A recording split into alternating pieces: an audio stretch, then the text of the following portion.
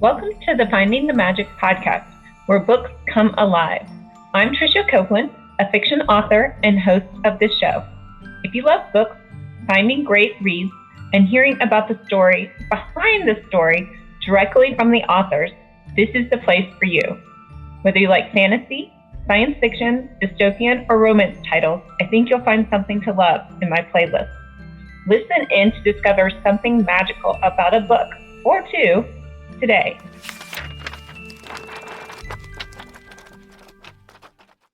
Welcome, John.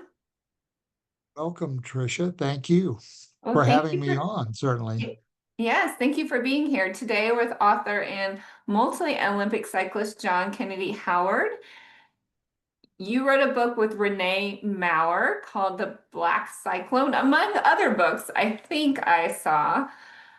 Talk to me about you and your history and why you wrote this book. Sure.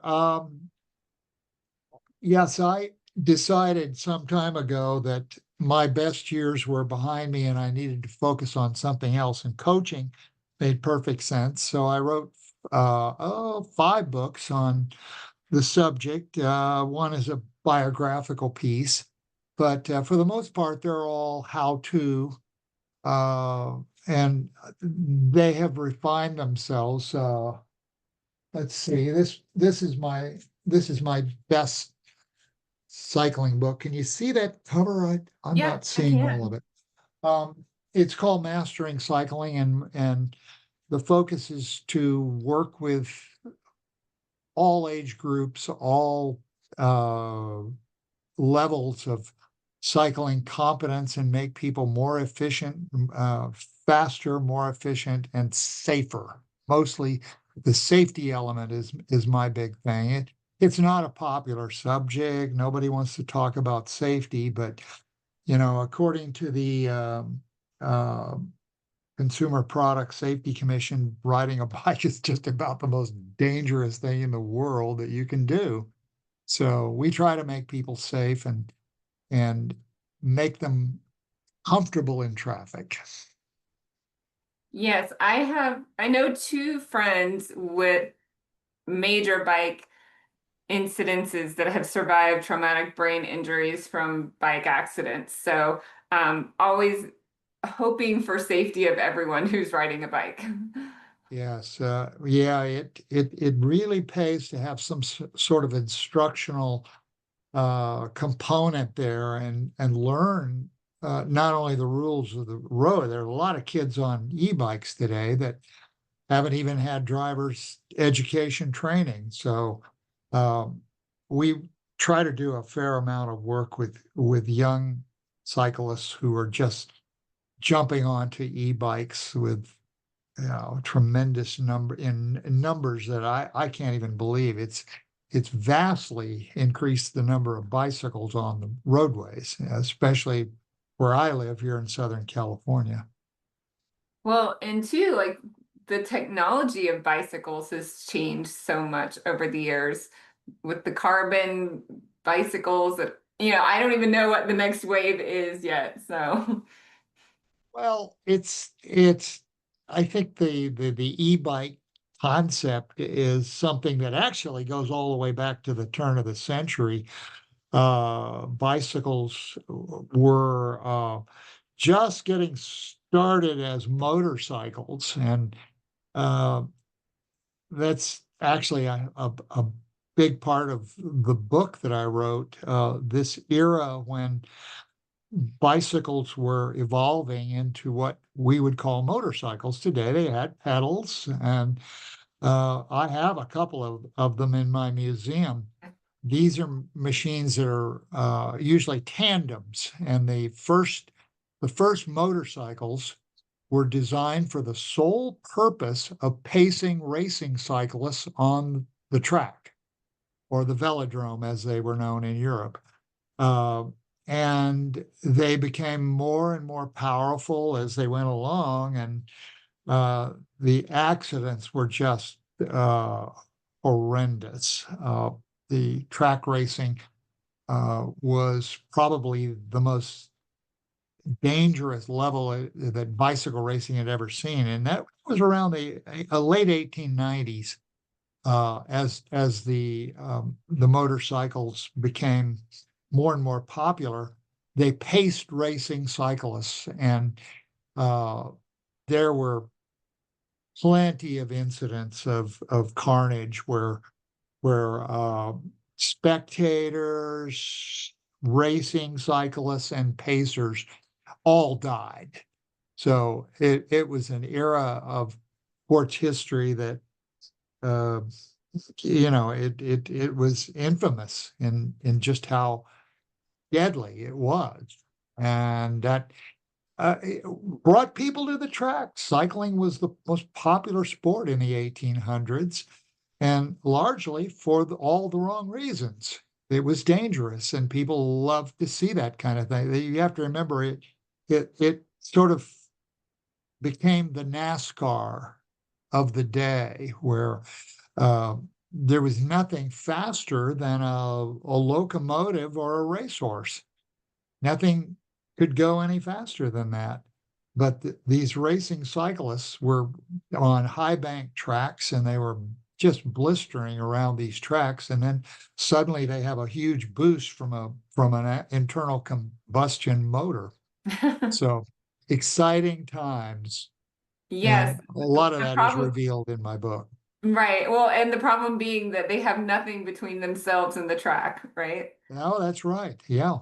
I once heard falling on a bicycle described in a race as jumping, similar to jumping out of a window in an automobile at 40 miles an hour in your underwear. That's sort of what it's like. It's chilling to think about that, but you think, yeah, well, we wear lycra and we go fast. Yes. Well, talk to me about the Black Cyclone and Major Taylor. Sure. Let me give you a little background as to how the book came about. Major Taylor, when I was starting out in back in Springfield, Missouri, and in the in way before you were born, back in the 60s, and I had uh, a real problem trying to identify my heroes. And I think for a kid, any kid, it's important to have heroes. And finally, I found him, and that was Major Taylor. He was the first acclaimed African American sports hero worldwide.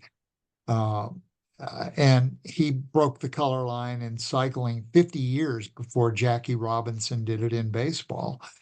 But I admired him because not only I was very much into the equality and what was happening in America at the time, and I found it fascinating that this man who kind of got into cycling by accident could be so successful. He had all of the attributes of African American athletes that have ruled the ball sports of today.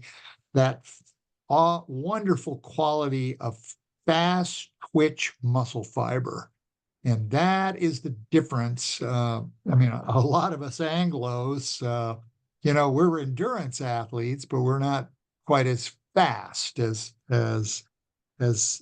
many of the African American athletes of today. But Major Taylor had that in abundance, but he was treated quite shabbily by the establishment at the time, which actually banned blacks from they were not allowed to play. Literally, they were not allowed to play, and that was true of a number of sports federations, including the League of American Wheelmen, the cycling. But back to my story, I wanted very much to understand this man, and I started digging into his history, and um, everything I read was just was just pure fascination. He was an avid Christian. He believed very strongly that the Almighty rode with him on his bike at all times, and he actually promised his mother on her deathbed that he would never race on the Sabbath. Well, whether that was a good decision or not, the jury's still out.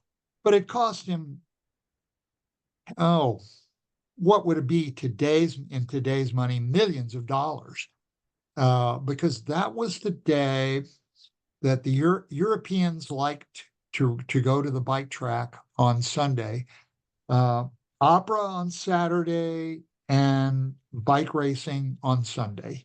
That was just the way it was structured. And when Major Taylor finally became successful, and he had to, I mean, he had racial obstruction on all fronts. I mean, every place he went in America, he was treated badly, and there were plenty of white cyclists that respected him and wanted to work with him, but he refused all of that. He was there to do it on his own, and that's without any teamwork, without any help at all. He won the U.S. National Championship, Sprint Championship I think it was 1898, and then won the World Championships in Montreal, Canada, a year later. So he became the world champion, and he was just really sought after in Europe. All the sports fans wanted to see him race, and when he finally, through a French promoter, Victor Brier, set up a meeting in Europe, he had to accept considerably less money because of his preference to race on Saturday as opposed to Sunday. That cost him a lot of money, but he did it because he was a worldwide, probably the most recognizable American in his day, and much like Muhammad Ali, he was considered the most recognizable athlete in the world. And he eventually got to Europe and found the weather not to be to his liking. Central Europe and springtime is rough, and he was always thought of himself as an African, and he wore these elaborate African robes at the races, which really set him apart. And his real focus was on training and preparation. He was just a stickler for staying with the program. And his coach, Bertie Munger, who was quite a character himself, owned a bicycle factory in Indianapolis, and Major Taylor worked in that factory initially until he started being really successful, and then he stopped there. But he learned the trade of a tool and die maker trade. So he had engineering qualities that would eventually carry him through and get him a deferment in World War One. So his main focus was on some creative things that had to do with cycling. One was how do I describe it? An adjustable stem, which allowed him to slide his body weight forward and backward so that he became more aerodynamic. Well, in the era, nobody appreciated the importance of aerodynamics. Well, here's Major Taylor with his what he referred to as an outrigger stem, which he actually made himself and forged them by hand. He got that position, and he was not a big man. He was only about 5'6", and he was able to slide through holes in the peloton that larger riders couldn't get through. And he had narrow handlebars, and he was able to wedge his way through. And there would be times when a third of the field in a final heat of the night would be riding not to win, but to make sure that Taylor didn't win. So Oh, that gives wow. you some idea of the complexity and the difficulty that he had, mostly in America. He didn't encounter that in Australia.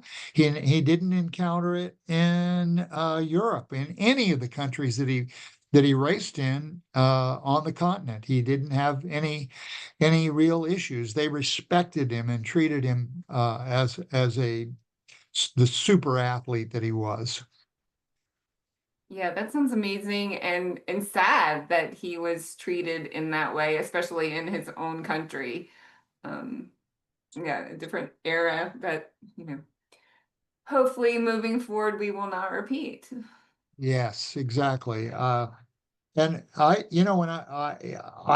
I look at his career and what it might have been if he had been treated with any degree of equality, uh, and I think he would have been considered the greatest, and he would have won a lot more championships. But it is what it is, and he never held a grudge. He would read his Bible when he was traveling. I mean, he had a really almost puritanical existence that he led, and I think it helped him. I mean, he had that. You have to remember that it, today this sounds preposterous, but they wouldn't let him eat in restaurants.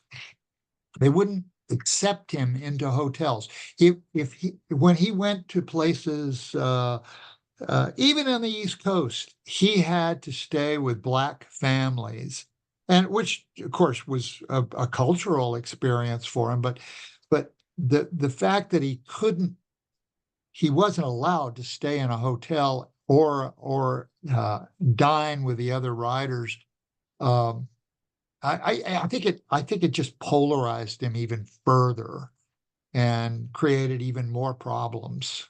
But that's a glimpse of what Major Taylor endured during that uh, latter part of his career. Yeah, I can't even imagine the frustration and just dealing with that on a daily basis. You have to become a saint to deal with that. Well, he dealt with it, and I think he was much stronger because of it. His yeah, I know. In retirement, he came up with some brilliant ideas. Maybe I'm ending his career a little soon. Let me move in the direction that I would had intended to go with this. As as his life continued, only an athlete in his state can only last so long. Bottom line, you look at the life expectancy of an NFL football player and how long their careers last, even under perfect conditions with all of the medical staff that they have available to them, and they don't have long careers. And cycling was a rough and tumble sport. There were a lot of crashes that, yeah, even though Major Taylor was trained as an acrobat on the bicycle, he still had his fair share of crashes. I'm sure many of them he avoided, but riders didn't have long careers. Uh, and finally, he started losing races. He went from being the best to not so keen, and all of this came about because the promoters finally decided that we're going to return the racing on Sunday rule, and irrespective of how good you are or anything else, this just isn't working for us. So they went back to the racing on Sunday, at which point, maybe 12 years into his career, uh, things became abysmal. It was no longer an easy ride for him, and I'm sure the spirituality of his decision to omit Sunday racing, he had to change that whole pattern. He had to come back to reality on it. And even though his mother was long gone, and he still respected her tremendously, and the fact that he had to renege on his promise to his mother, I'm sure hurt him very much. And a lot of that had to do with his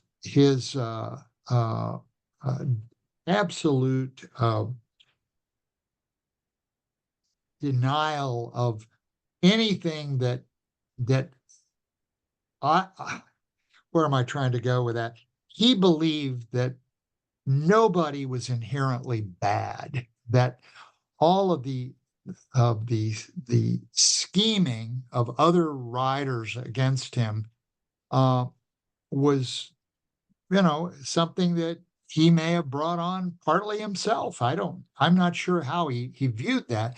So he really felt a strong desire to come back from that polarization and befriend these athletes that were his rivals, staunch rivals. And to some degree he did. A few of them came around and actually became great supporters of Major Taylor.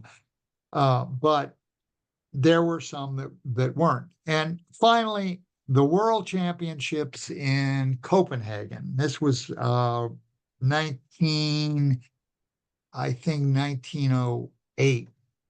And it was one of his final races.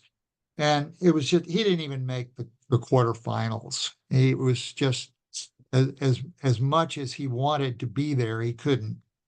And it was over. Basically, it was over. And the spirit of this man is hard to define. But when one of his sponsors, Alcyon Cycles, came to him and said, "Hey, we know you're done, and you're going back. Your contract's over. Please, would you do us one last favor? Would you race this cocky young Frenchman, Victor Dupree was his name, and would you do it on his home track in Rouen?" And Major Taylor looked at that and he said, "Well, what day is it on?" And they said, "Well, we'll make it on a Saturday just for you." And so probably some of the last racing scenes in the book, I define that trip to Rouen on the train and what he was thinking about, and on the route down there. And finally, he meets Victor Dupree on the home track, and yeah, I'll cut to the chase. He beat the kid 2 out of 3 events and did it handily. So he still had the power. He still had the ability and the tenacity to win races, but the real spirit, I think, was gone. But he rediscovered that, and he did that in retirement in Worcester, Massachusetts, where he lived at the time, and owned property. And he invented something that was really relevant for the era. There was in the war effort in World War One. There was a real shortage of rubber, because rubber at the time wasn't chemically made in plants like Goodyear or Firestone or any of these. It came from rubber trees in the South, South America for the most part. So Major Taylor came up with an idea. You have to remember the automobiles at the time were really primitive. The roads were pretty horrible, and they weren't comfortable automobiles. So he came up with a great idea of taking a wheel, and it's really hard for me to describe this thing, but it was a spring-loaded wheel that had sections of natural latex rubber on the tread portion of the tire, and everything else was loaded internally, radially, with springs thrust out from the hub. And he tested this thing on various vehicles, um, including his own Stutz Bearcat, which was the the hot race car of the day. And everything worked beautifully. It actually improved the suspensions of some of these vehicles. He had a contract with Pierce Arrow to build them. That was a big car company. And all went well until he encountered some delivery problems. And it turned out that somebody else had actually patented this invention of his. He and his coach, Bertie Munger, had come up with the idea. Somebody either stole the patents or somehow railroaded it through the U.S. Patent Office, and he had nothing. So that cost him a great deal of money. Also, his big sponsor of the day, Ivor Johnson Cycles and Arms. They made guns and bicycles, but Ivor Johnson dumped a lot of money into it as well, and it all came up. It came up badly for him. And that really kind of eroded his spirit, but he had some other inventions along the way. I think I would give him some credit for the recapping of automobile tires. Again, rubber shortage. So what do? You recap the old tires, make them go as long as you can. That was problems of that from about 1910 to 1925, and when rubber became more available in a manufactured format. But I tell you, some of these tires, I have a museum full of antique bicycles. Some of these tires are 140, 50 years old, and still don't have any cracks in them, and it's just amazing how quality rubber endures through that era. I'm fascinated by that period of time, but at any rate, I'm kind of getting off the track here, but you get my idea.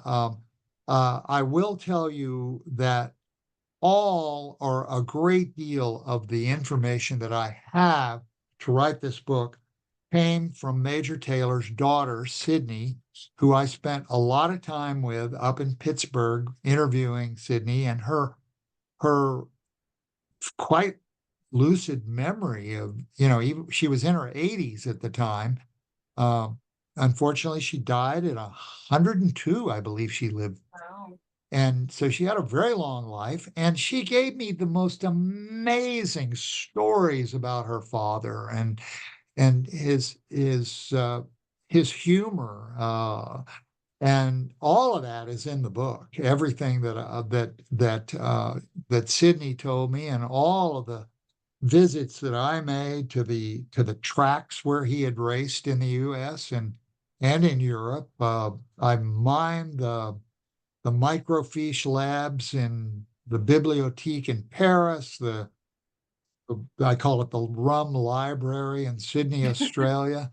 It was built with funds from the rum industry. And I found a ton of information about Major Taylor. I mean, those files are tremendously revealing, and they tell the whole story, or as Paul Harvey would say, the rest of the story.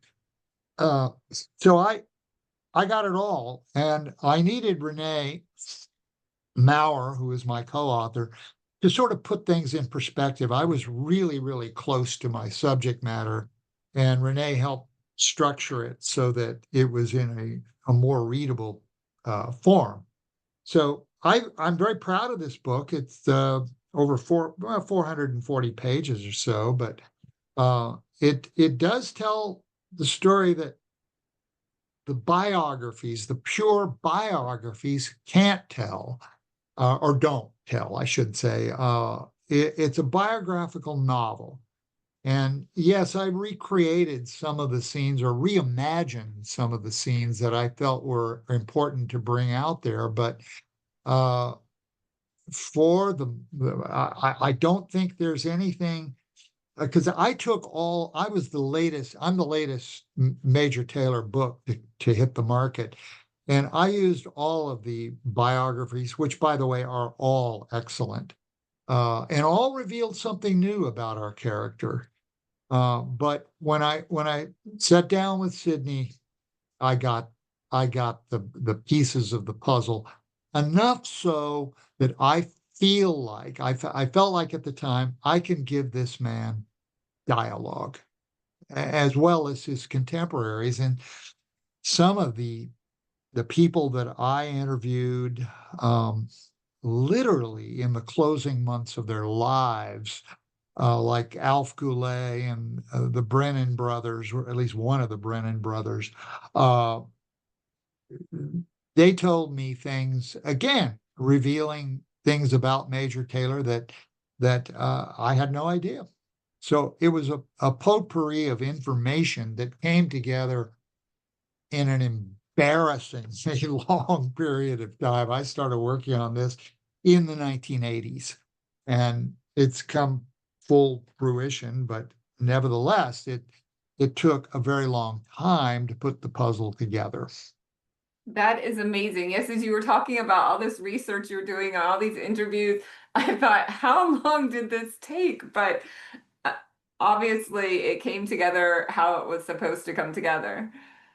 I think so. I think so. Yeah, and I will say that it probably wasn't uh, a happy ending, uh, but it it did end during the Depression. Major Taylor died in 1932 after a long bout of illness. He actually, I will tell you this, in 1917, he made not a comeback, but a group of his contemporary from that era. He finally had actually accomplished what he wanted to do and make friends of these people, who treated him so badly at the time.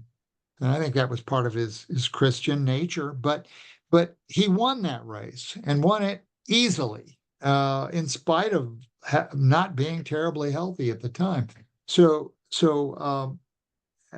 that was his last competition, 1917, and right about that time, he started becoming an inventor and coming up with new ideas and uh, uh, Sydney called him a first car parade celebrity wherever he went. So he was remembered well until, I think the best thing I can say about cycling in the era, even though it was extremely popular, mostly on the East Coast, the Madison Square Garden 6-day races continued clear into the 40s and 50s.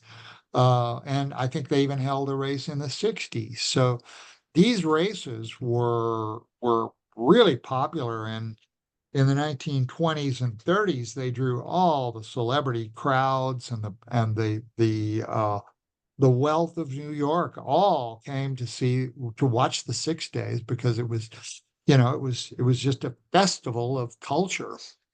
And that's described in the book, a little uh, piece of history, a vignette that talks about that period, because I'm very much interested in the historical era that Major Taylor competed in, and it was important for me to bring things into perspective, like um,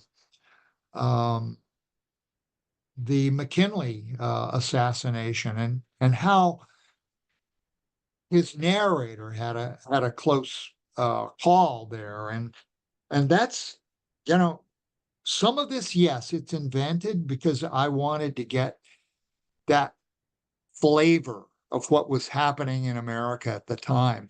And I believe that a lot of what was going on, in Major Taylor's era, the labor strikes, oh my goodness, horrible things that were happening in the sweatshops and so forth. A little bit of that in the first part of the book. But I actually felt a need to return to Sydney's tapes, and even though they were really pivotal, I wanted to get all of the details before I finished the last part of the book. And I think it's all there. I don't think there's anything that I left out of it.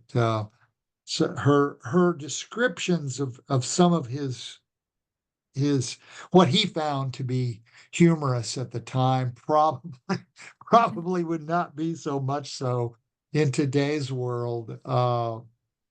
But you read the book and you'll understand where I'm going with that.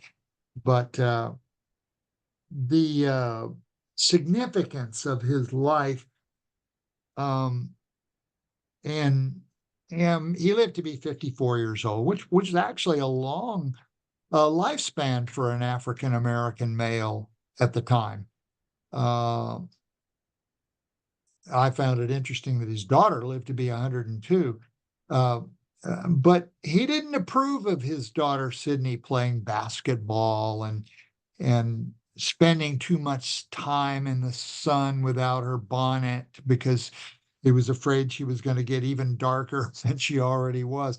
He complained about all of that, but Sydney was a rebel, a real rebel. She did exactly what she wanted to do, and um, she graduated from I believe it was sergeant school, and her focus was physical fitness, and in spite of being a very small woman, she was a star basketball player. She was a really good shooter, according to what she told me. So um, I just really, really enjoyed spending time with her in Pittsburgh. And then I left out, I guess, one of the most important parts of this story is that Major Taylor was posthumously honored in the United States Cycling Hall of Fame in 1989, which was the same year I was brought into the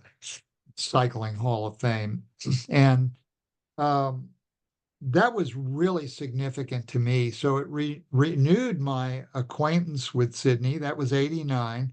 And after it was over, uh, it was a kind of a tearful reunion because, you know, her father was finally being recognized after all those years.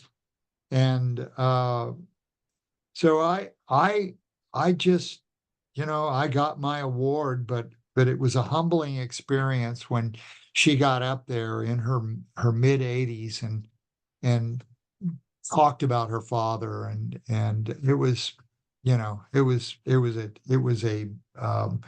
a really important moment in my life. So we were both honored at the same time, and in my case, it was a huge honor. And I would like to tell you a little bit more about his work in furthering the cause of equality.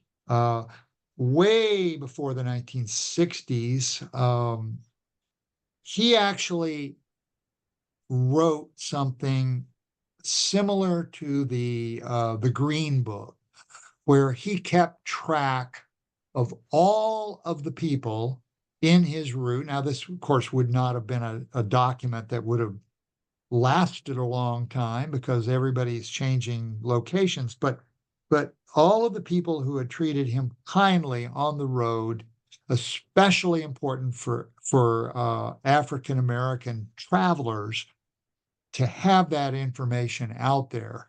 So that was his contribution, and along the way, he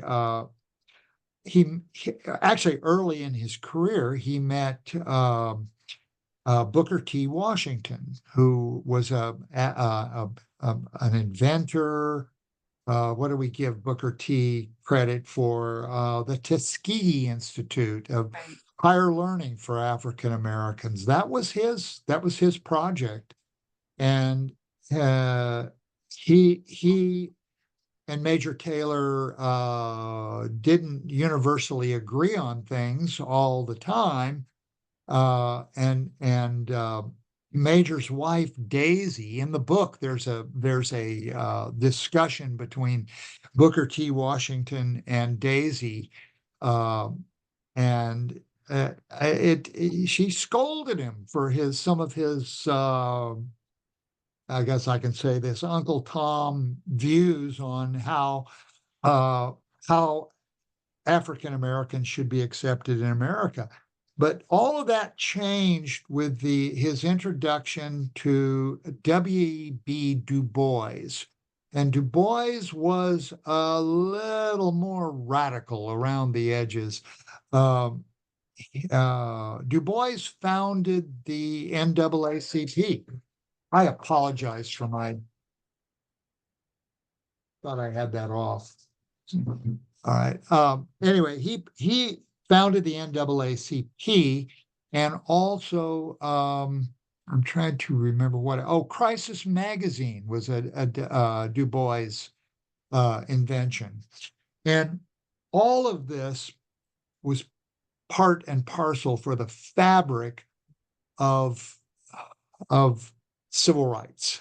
And while the movement really didn't click until Rosa Parks kicked it off with the school bus, the bus incident in Alabama, but there were a lot of efforts on the part of a lot of people to change things the way they were in the 1930s and 40s.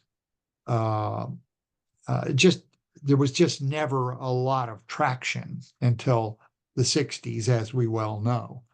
So Major Taylor, I won't say that he was instrumental in making any changes, but there was a especially poignant letter that he wrote to Du Bois, where he talked about the importance of getting kids on, well, first and foremost on bicycles, but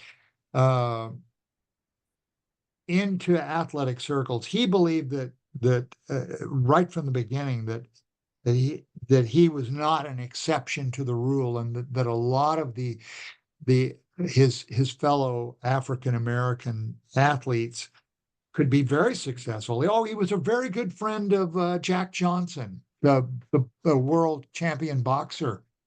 And Sydney told me this great story. I'll tell you. Her bedroom was on the bottom floor, and her father was hosting Jack Johnson, and they were playing billiards in the drawing room above her bedroom. And she said, till the day I die, I will never forget the sound of those pool cues tapping on that hardwood floor. That resonated with me. So, when we start talking about some of his acquaintances like Jack Johnson, and in the I'm going to go way back here. I believe it was the I'm trying to remember the name of Jack Johnson's biography, the unbearable light, the unbearable, unbearable. Well, I'll think of it about the time we finish this podcast.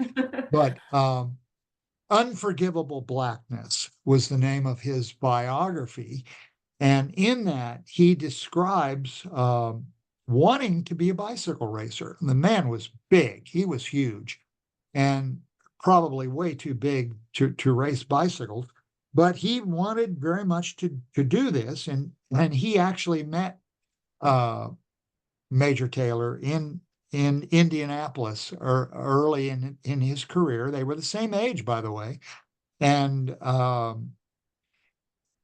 he told him he wanted to race bicycles, and Major encouraged that. And later on, down in where was he from? He was from not Houston, but Galveston, Texas. He was racing in a criterium or circuit race, and he crashed and spent several days in a local hospital. At which point, he told Major Taylor and the rest of the press at the time, because he definitely was established in boxing. He says, "I'm going to go back to boxing because it's definitely safer than bicycle racing." So yeah, how many other athletes? There were very few athletes. As I said, the white establishment wouldn't let them play. So it was what, another 35 years or so before Jesse Owens embarrassed Adolf Hitler at the 1936 Olympics, and 50 years before Jackie Robinson broke the color line in baseball. So Major Taylor did it at a back in an era when it just was not done. The best I can say about that. Yeah, he was definitely a trailblazer. He was a trailblazer, exactly. This has been amazing, and I am buying the book, and I think it's like a coffee table book even, because it seems such a broad scope of, from, aiding African Americans in sports, as well as the technological advances he made. It's just amazing. The name of the book is The Black Cyclone. Where can we find it? Well, let's go look for it. Amazon, of course, is your number one source. We, to be brutally honest, make very little money on Amazon sales. Barnes and Noble, of course, or our website. You can read more. You'll read things about Major Taylor, on our website that you won't see. You'll see these beautiful paintings, Mona Mills paintings that I had commissioned her to paint. There's one of very young Major Taylor, and one that she painted about 10 years later, and the difference is certainly noticeable. He aged considerably over that 10 or 11-year period. But yeah, go to our website. It's called majortaylorstory.com, and you should be able to pick up a few more facts about our character today. That sounds great. And tell me about your museum and where that is. Well, it's here in Encinitas, California, and the top floor of my house. And we don't have any policy as to who goes and who doesn't go, but we do welcome visitors who want to see the display. That you get to see some of the antique bicycles of the Major Taylor era. I have one that he actually, I won't say he competed on it, but it's a Tribune Blue Streak Special, which was Major Taylor was the first to use a chainless bicycle, and he set 6 world records on this chainless bicycle, which didn't work well in mano a mano competition, but it did work well for time trialing. So he used it until his sponsor, Ivor Johnson, just said, you're not going to be using that on our bikes anymore.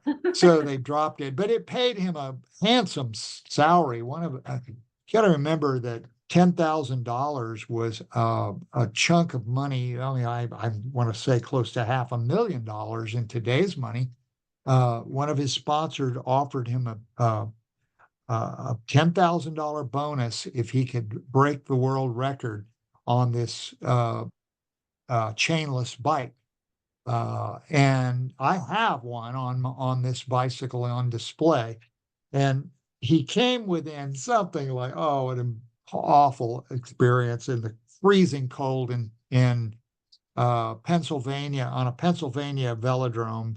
By the way, there were over 200 velodromes or bike tracks in America in that era. But he came, I think, at about a tenth of a mile per hour short of breaking the world record on it. So they gave him a huge bonus, but still it wasn't anywhere close to the original amount. But pacing was very big. If you were not a super fast cyclist, you would jump on a tandem or a triplet or a quad, and you would pace racing cyclists on the track. That's how it was done. And one of probably the best documentation on that is this great Toulouse-Lautrec painting of the races on the velodrome Parc du Prince in Paris. And if you familiar at all with Toulouse-Lautrec's paintings, you'll identify it because there are multi-cycles. Bicycle racing was so popular that, of course, one of his big sponsors was a spoke company, and he painted that. And you'll see an idea of what these bicycles look like, powered by 2, 3, and 4, and even 5 athletes. So they went very, very fast. And that actually filled the gap between the motorcycle. And of course, when the motorcycle came about, then, it was a total game changer. Fun. So I hope some of this resonates with cyclists that are interested in the sport. I do everything I can, and to be totally honest with you, Tricia, what I mainly want from this book is to encourage even a small percentage of the African American kids who are out there to pursue cycling, and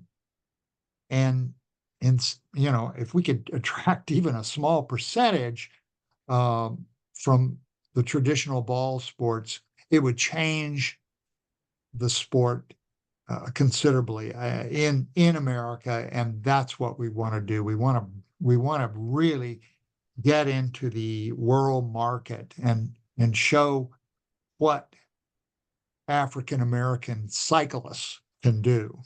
Not just Major Taylor, but there have been a string of really wonderful cyclists, Rashan Bahati, Nelson Vales, to name a few, that have carried the torch into the modern era. So I applaud them as well. Well, it has been an honor talking to you today, John Kennedy Howard with the Black Cyclone.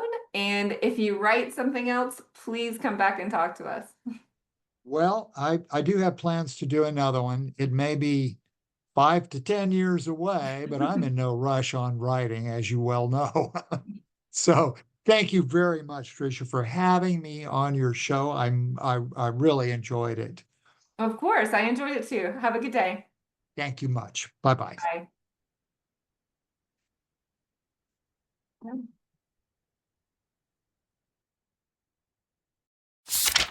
I hope you enjoyed this episode of the Finding the Magic podcast. I'm your host, author and podcaster Tricia Copeland, and I love getting behind the scenes. If you like the podcast, make sure to subscribe and stop in each week to discover new authors and books.